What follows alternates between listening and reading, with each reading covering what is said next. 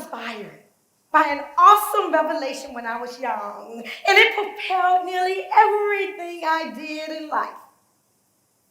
Why I adopted an African name, why I kept my hair natural, why I marched and rallied, why I became a lawyer fighting for justice. So, what is my story? Tight hip hugger, bell-bottom blue jeans, platform stacked heels, huge towering African gay lace wrapped around my head. I had the whole look, y'all. 16-year-old high school teenage rebellious me. I remember those days like they were yesterday. Racing to catch the bus down Georgia Avenue, past Howard University to the office of the Black Panther Party. I was not a Panther. I was just a curious young naive girl who relished sitting on the lap of that fine brother in the front office who was supposed to be pulling security. Society's foundations to speak about the deportation of Marcus Garvey. If you'll join me in welcoming Nkechi Taifa. So of all of the movements that began in the early part of the 20th century, it was the Garvey movement that was the most personal to me. Was it because it was the most successful mass organization during its time and probably afterwards for the pride and confidence and hope of the Black community? No, nope. Because the movement laid the seeds and served as the foundation for just about every Black movement to come.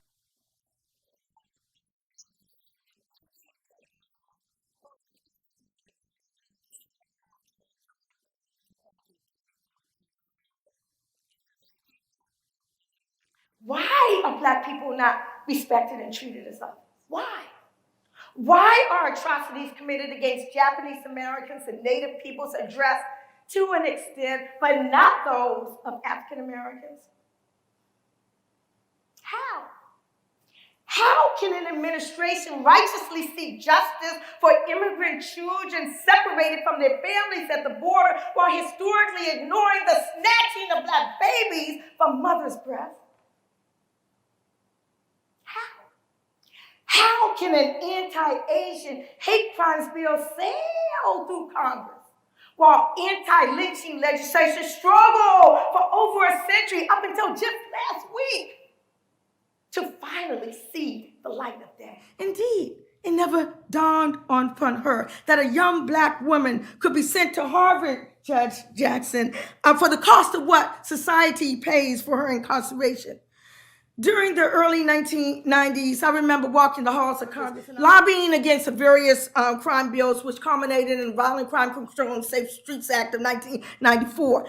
This bill featured the largest expansion of the federal death penalty in modern times, the trying of 13-year-olds as adults, the gutting of Pell educational grants for prisoners, the implementation of the federal three strikes law, the refusal to address the crack powder disparity, and monetary assistance of money for states to lock up more and more people for longer periods of time in exchange for loads of money to build more prisons. Nkechi Taifa, welcome to the Chavis Chronicles. I'm thrilled to be here with you. Tell us where you were born. You're a native from D.C. Native Washingtonian, born and raised in the nation's capital. Why did you decide to go into law? It was really the times during which my coming of age occurred, which was kind of like after the Civil Rights Movement. I'm in the 8th grade when Black Studies is first coming into the classroom.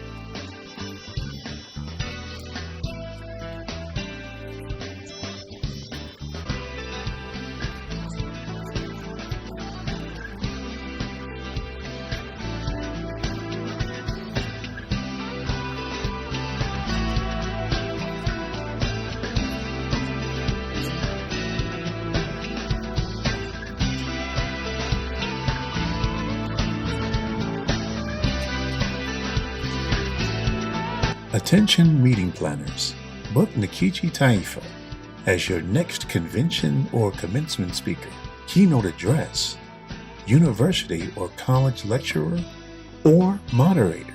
Find out more details at nkechitaifa.com. nkechitaifa.com.